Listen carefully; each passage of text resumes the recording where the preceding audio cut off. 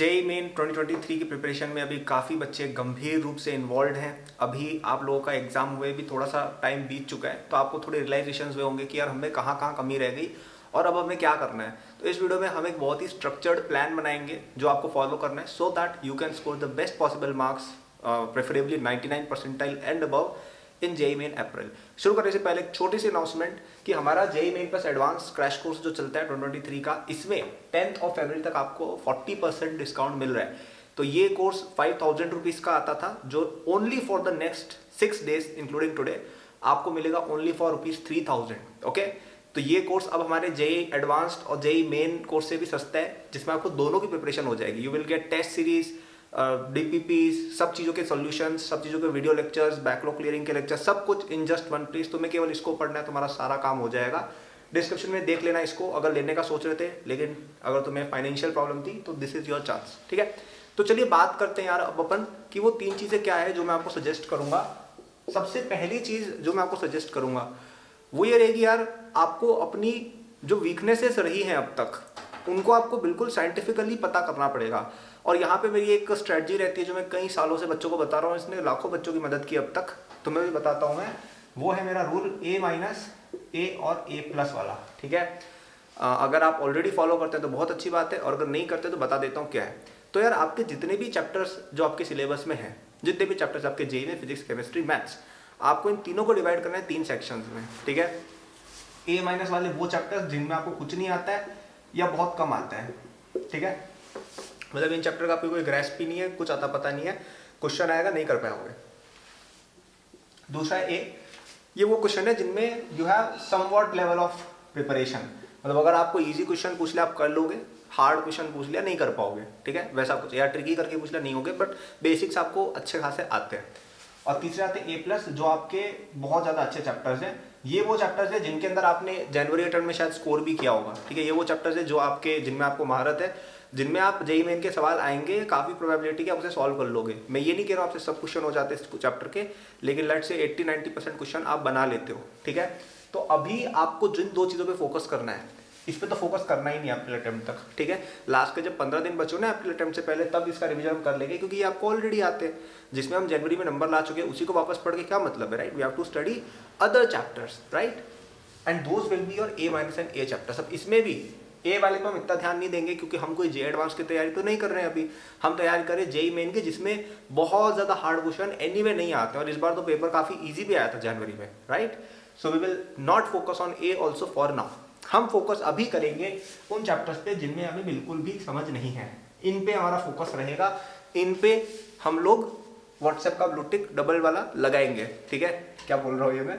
ठीक है, तो इन चैप्टर्स को हम अभी पढ़ने की कोशिश करेंगे, इनको हम थोड़ा स्ट्रॉन्ग करके यहाँ पे ले जाने की कोशिश करेंगे। मैं ये नहीं कह रहा हूँ कि इनको आपको बहुत अच्छा बना लेना है, एक डिसेंट लेवल की तैयारी कर लेनी है। क्योंकि देखिए जेईई मेन में होता क्या है कि जैसे अगर 100 मार्क्स का पेपर है तो इसमें से 80 क्वेश्चन तो बहुत ही आसान आते हैं। मतलब 80 मार्क्स तो ऐसे होते हैं कि आपको अगर चैप्टर का बेस भी मालूम है आप कर लोगे।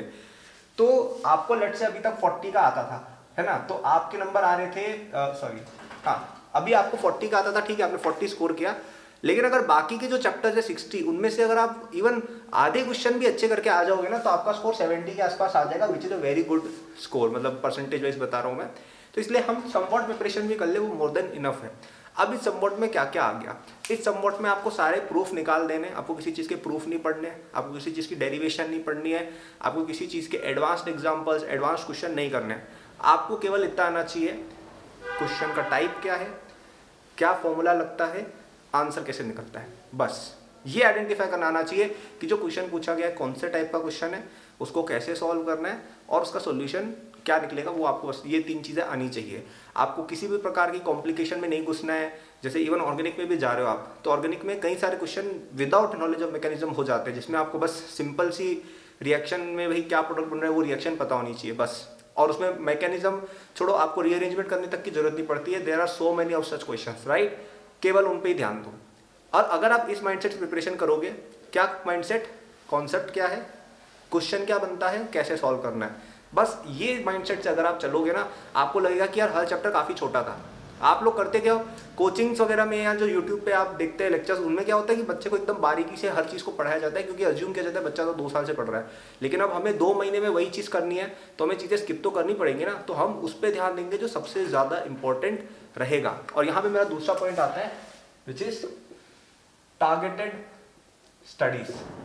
ठीक है, तो आपको हर चैप्टर को शॉर्ट में निपटाना रहेगा। क्या 3 चीजें बोली, चैप्टर में क्या क्या कॉन्सेप्ट्स हैं ये पता होने चाहिए, उन कॉन्सेप्ट्स के क्या क्या क्वेश्चन टाइप बनते हैं। जैसे चैप्टर में टोटली 5 कॉन्सेप्ट है, उन 5 कॉन्सेप्ट से यूजुअली 3 या 4 टाइप के क्वेश्चन ही बनते हैं। ठीक है, तो आपको कुछ नहीं करना है, देखो केवल 5 × 3 15 तरह के क्वेश्चन बन रहे हैं हर चैप्टर से एवरेज एग्जाम्पल की तरफ। बस उन 15 तरह के क्वेश्चन को कैसे सॉल्व करना है सीखना है बस।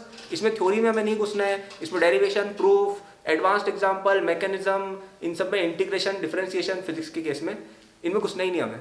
ठीक है, और हमें फिर करनी है टारगेटेड स्टडी। टारगेटेड स्टडीज क्या होती है, तो देखो जैसे आप बड़े होंगे ना, आप आईआईटी में जाएंगे, फिर आप जब जॉब वगैरह में अपना बिजनेस भी स्टार्ट करेंगे, तो वहाँ पे क्या रहेगा कि आपको टारगेट्स दिए जाते हैं मंथली कि अरे यार इस महीने हमारी सेल्स इतनी बढ़नी चाहिए, इसके लिए क्या करें बताओ। या जैसे आप इंजीनियरिंग टीम में हो तो अरे यार इस क्वार्टर में ये हमारा शिप हो जाना चाहिए, तो इतना इतना काम हो जाना चाहिए हमारी साइट पर, ऐप पर जो भी है, तो उसके अकॉर्डिंग टारगेट्स असाइन करते हैं। तो आपको भी वैसे ही अप्रोच एक लगानी पड़ेगी कि आपकी जो भी स्टडीज़ हैं उसमें टारगेट सेट करो। जैसे आपने आइडेंटिफाई कर लिया कि यार मेरे लेट से 50 चैप्टर्स हैं ऐसे जेईई सिलेबस में जिनमें मुझे 0 या लिटिल कुछ भी नहीं आते हैं, तो उन चैप्टर्स की फिर हम टारगेट सेट करेंगे। हमारे पास कितने वीक्स है, 8 वीक्स है। ठीक है, 8 वीक्स के अंदर हम कैसे, मतलब 8 वीक्स है मतलब आपको हर वीक में 6 चैप्टर्स करने हैं, यानी ऑन एन एवरेज डेली का आपको 1 चैप्टर मिल रहा है। तो अब आप उसको सेट करो कि अरे यार इस दिन मैं ये वाला चैप्टर पढ़ने की कोशिश करूंगा, इस दिन मैं ये वाला चैप्टर पढ़ने की कोशिश करूंगा, इस दिन मैं ये वाला चैप्टर पढ़ने की कोशिश करूंगा।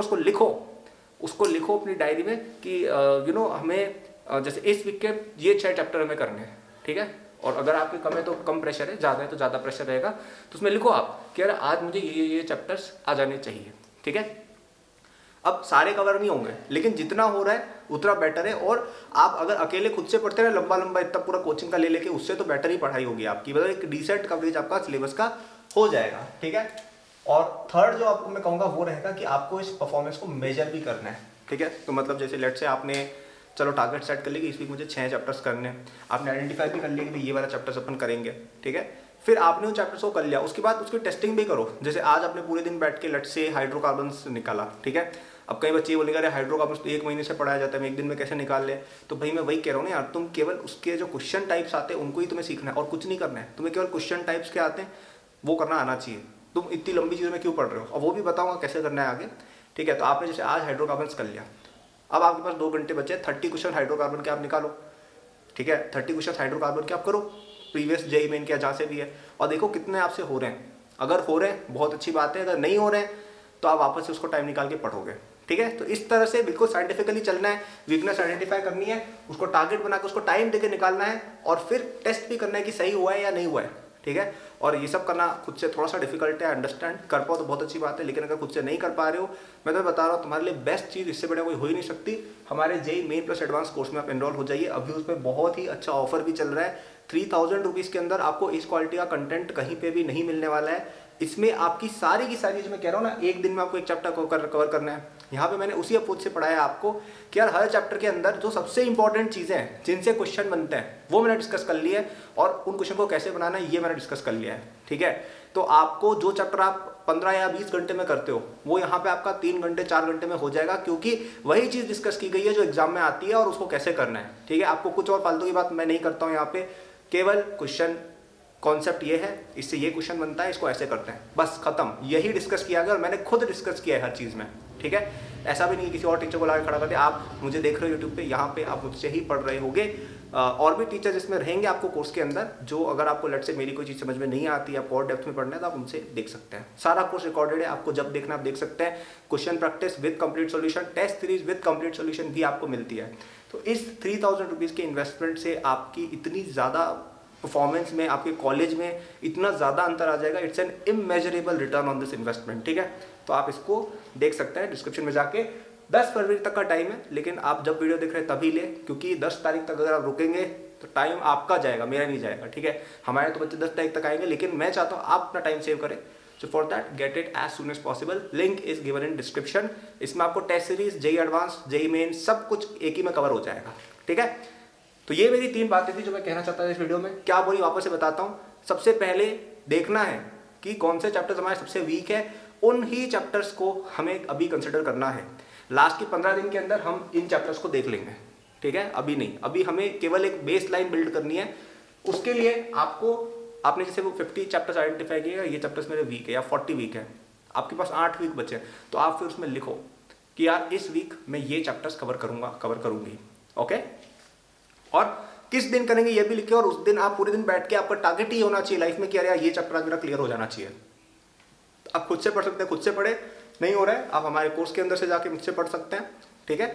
उसको आप पढ़ें, फिर उसके क्वेश्चंस भी आप सॉल्व करेंगे रात को कि यार ये चैप्टर सच में क्लियर हुआ है या नहीं हुआ है, मेजर, ठीक है। और अगर हो गया है तो बहुत अच्छी बात है, नेक्स्ट चैप्टर मूव ऑन करेंगे। अगर नहीं हुआ है तो उसको साइड में रखेंगे और बाद में टाइम निकाल के हम उस पर वापस से एक बार जाएंगे, ठीक है। इस तरह से अगर आप चलोगे ना तो आपके नेट से 50 चैप्टर्स थे, जो 50 में से एटलीस्ट 30 तो आपके क्लियर हो ही जाएंगे। 50 आपको पहले से आते थे तो आप 80 के आसपास अटेम्प्ट करके आप पाएंगे। और अगर 80 पे नहीं हुआ यार तो भी 50-60 इज बेटर देन नथिंग। मतलब आप इस तरह से चलोगे ना सिस्टमैटिकली, आपका डेफिनेटली जितना आने वाला था उससे तो ज़्यादा ही आएगा।